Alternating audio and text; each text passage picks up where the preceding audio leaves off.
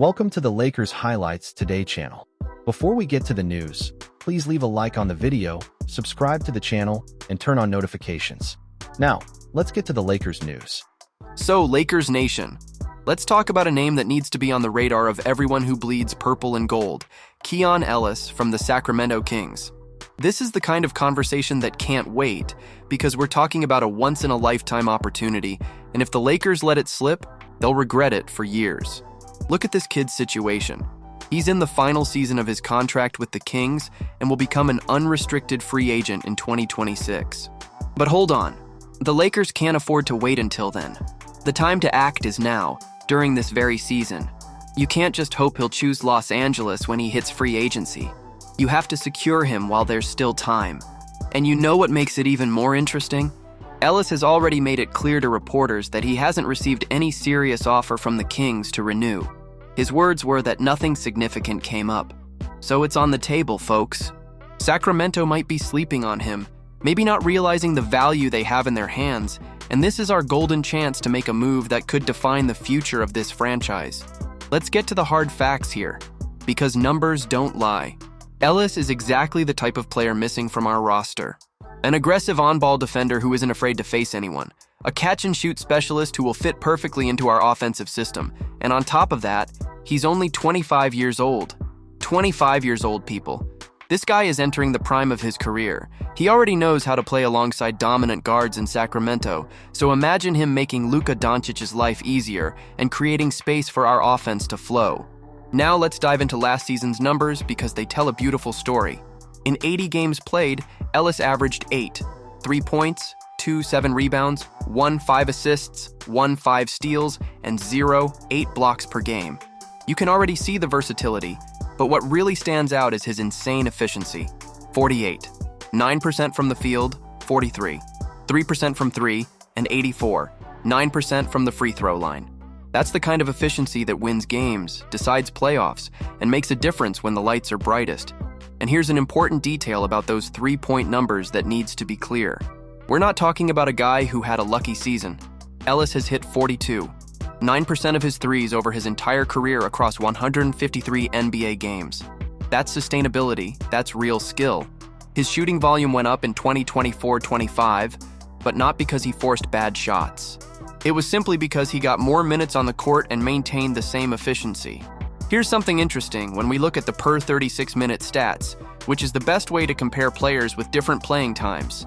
Ellis had 9 three-point attempts per 36 minutes in 2024-25, which was actually a slight drop compared to 2 the previous season. In other words, his style didn't change. What changed was his coach's confidence, giving him more minutes. And when you look at his complete per 36-minute numbers, it gets even more impressive.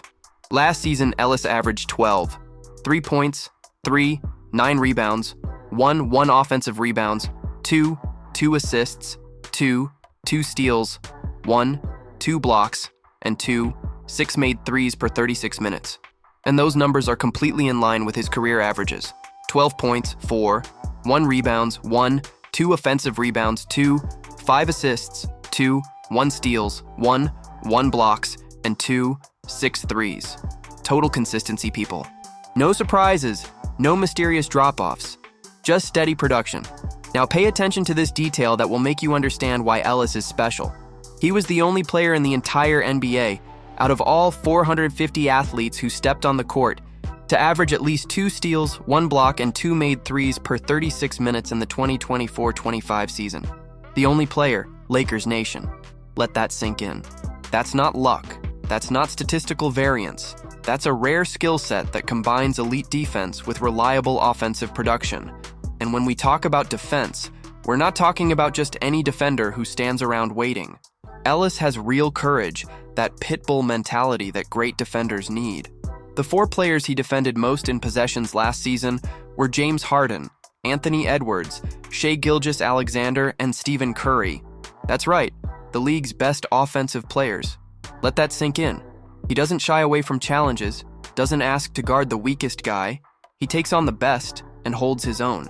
Think about the Lakers' current situation. The team ranked 23rd in the league in points scored off turnovers last season. That's terrible, folks. It means while other teams were creating quick transitions and easy points off steals, the Lakers were leaving money on the table. Ellis fixes that instantly. He creates turnovers, forces mistakes, and turns defense into offense. And on top of that, he blocks shots even as a guard, while maintaining impeccable defensive positioning. The picture gets even clearer when we think about the team's current defensive reality. With Doncic arriving and Austin Reeves having to guard the other team's best players almost every night, the wear and tear is brutal. Bringing in Ellis would revolutionize our defense. Suddenly, the Lakers would have someone who can actually stop the league's best wings and guards without constant help. That frees everyone else to do their jobs, improves the whole defense, and creates a positive chain reaction. And here's another thing. Ellis isn't just a defender standing in the corner on offense. He's a legitimate catch-and-shoot specialist, the type of guy who will benefit immensely from playing alongside a playmaker like Doncic. Luka draws double and triple teams, and when that happens, someone needs to be ready to punish the defense. Ellis, hitting 43% of his threes, is exactly who you want receiving those passes. Think about the perfect fit. Doncic with the ball, Ellis in the corners or wings, ready to shoot or cut. And when the other team has the ball, Ellis guards their best player while Doncic saves energy for offense. That's the kind of symbiosis championship teams have. That's the kind of piece that turns a good team into a great one. And the age factor, folks. 25 years old. Ellis is just entering his prime. We're not talking about a declining veteran or an inexperienced kid. We're talking about a player who's already proven himself, who's been through the development process, but still has his best years ahead. If the Lakers get him now and extend him, they'll have an elite defender for the next 5 or 6 years. That's franchise building. That's future planning. His story also deserves attention. Ellis went undrafted in 2022. Nobody picked him. He entered the league as an undrafted free agent and had to grind for every minute, every opportunity. These are the guys you want on your team. Guys who know the value of hard work, who take nothing for granted, who show up at the gym every day ready to prove themselves. That mentality is contagious. The kind of culture the Lakers need. Of course, there's one obstacle in the trade, and it would be dishonest not to mention it. His salary is low, only $2. $3 million this season. That complicates things because under NBA rules you need to match salaries in a trade, and it's hard to do that without bringing contracts back or adding more pieces. But this is exactly the type of problem a competent front office needs to solve. This is the kind of puzzle that separates average teams from championship teams. There are assets that can be moved, contract combinations that can work, creative ways to make it happen. The important thing is having the vision to recognize when an opportunity like this comes and the courage to pursue it. Because letting a player of this caliber, at this age, with this skill set, with this potential for immediate impact slip away would be a mistake the organization can't afford. The kind of mistake you look back on in 3 or 4 years and wonder how you let it happen. Sacramento might be underestimating their own player. That happens in the NBA all the time. Teams get used to what they have, don't value it properly, and by the time they realize it, it's too late. The Kings might think they'll have other chances, that they can wait, that Ellis will take whatever they offer. But the market doesn't work that way. When a player shows what Ellis has shown, other teams pay attention. And when he hits free agency, there will be a line of teams offering him contracts. That's why acting now makes perfect sense. The Lakers have to be proactive, not reactive. They need to go after what they need instead of waiting for things to fall from the sky. And what they need is clear. An elite defensive guard, dark wing who can shoot threes efficiently, who's at the right age, who has the right mentality, who has the skill set that perfectly complements what the roster already has. Ellis isn't just a role player who'll help a little here and there. He's the answer to fundamental defensive problems that have haunted this team. He's the type of player who elevates everyone around him. He's the kind of addition that makes you look at the roster and think, yes, this team can really compete. So the message to the front office is clear. Time to pick up the phones, explore every possibility, do what it takes to bring Keon Ellis to Los Angeles.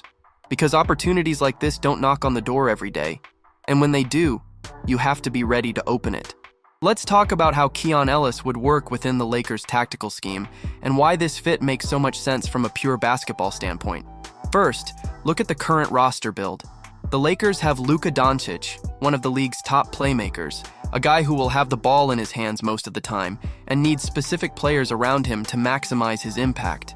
And Ellis is exactly the profile that works alongside dominant guards.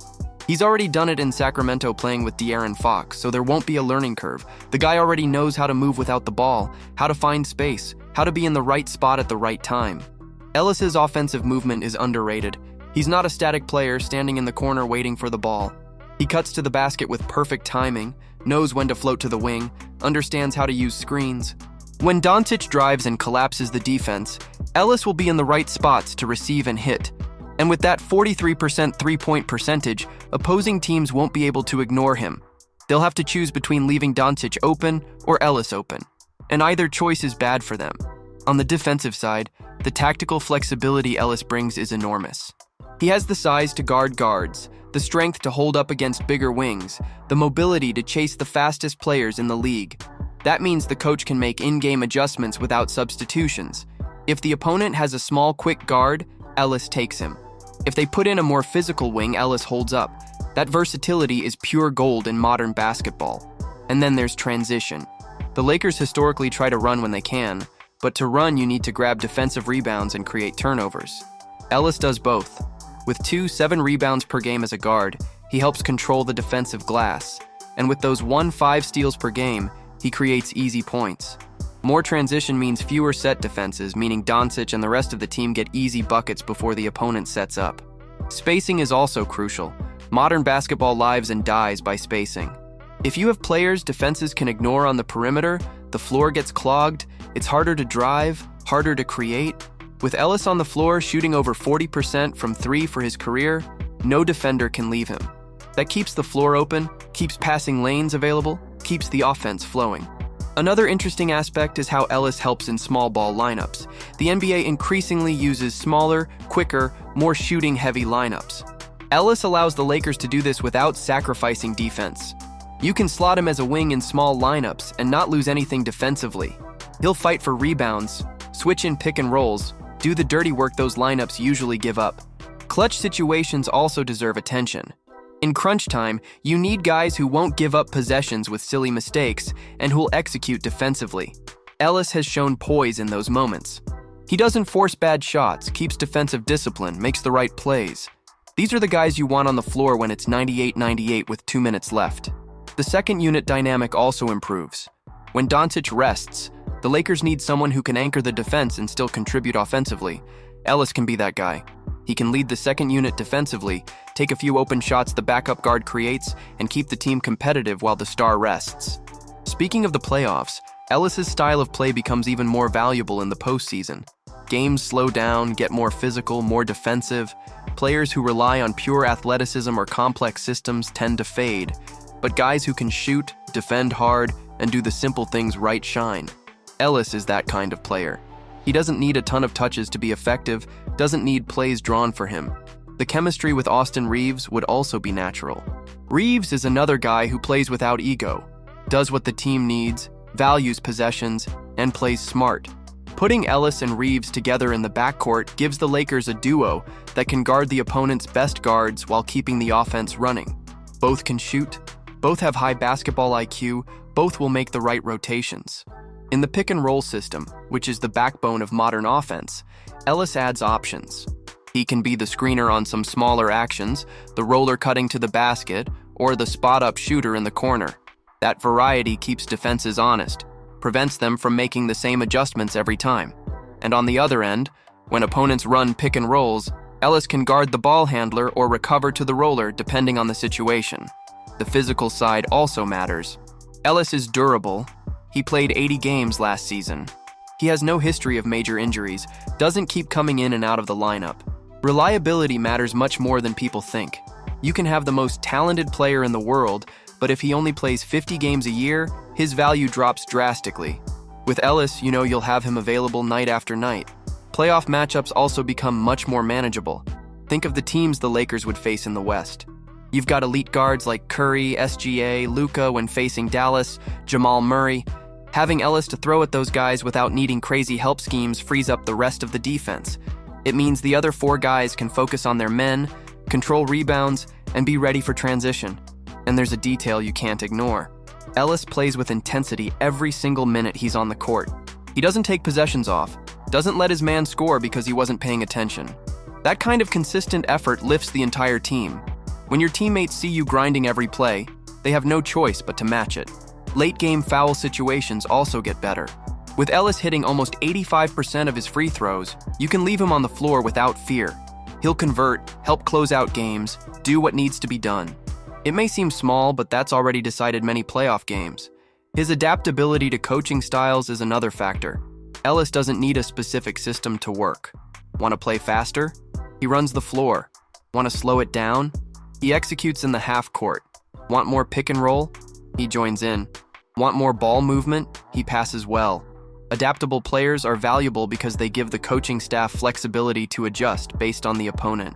His development isn't maxed out yet either. At 25 and with only 3 real NBA seasons under his belt, Ellis is still improving.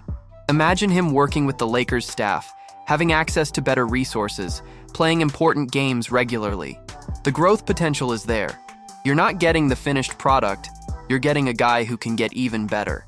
His presence in the locker room also matters. By all accounts, Ellis is professional, focused, drama-free. He won't go to the media complaining about minutes or touches. He shows up, works, plays when called, and that's it. That mentality is contagious.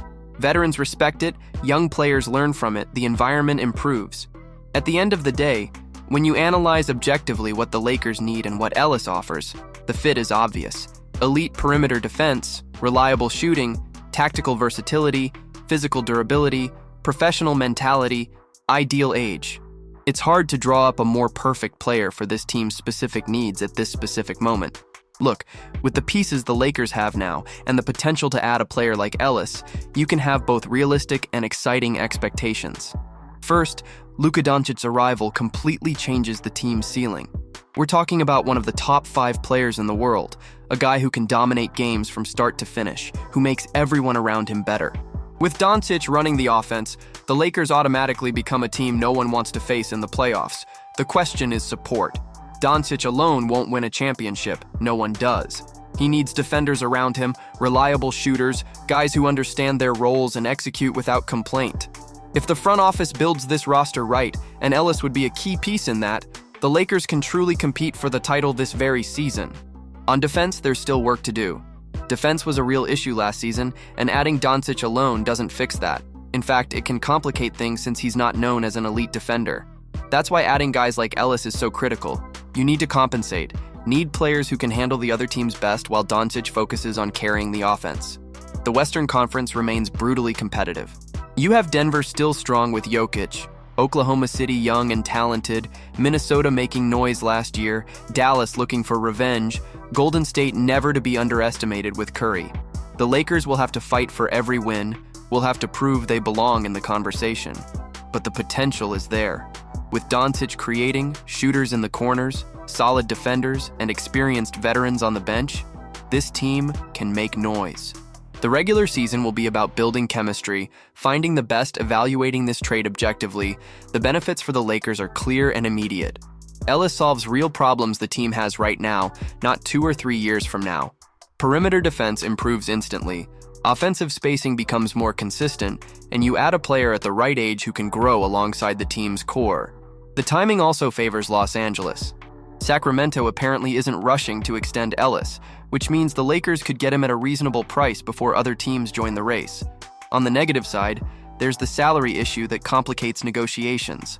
The Lakers would need to combine contracts, possibly give up draft picks or a young player with potential. And there's always the risk that Ellis might not immediately adapt to the new system, although his track record suggests that wouldn't be a problem. Another point is that you're investing in a player who isn't yet an established star.